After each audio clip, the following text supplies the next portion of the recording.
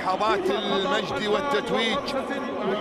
مرحبا إلى لحظة حاسمة يتقدم من خلالها ببدء مراسم التتويج بتنفيذ تقليد سارية العلم، وهو تقليد رمزي لهذه البطولة يجسد معاني الفخر بالإنجاز والانتماء والهوية العربية المشتركة. ويعكس هذا التقليد فكرة أن الانتصار هو ثمرة مسيرة متكاملة من العمل الجماعي والعزيمة والتحدي، وأن رفع العلم لا يمثل لحظة تتويج رياضي فحسب، بل رمزاً لمسار طويل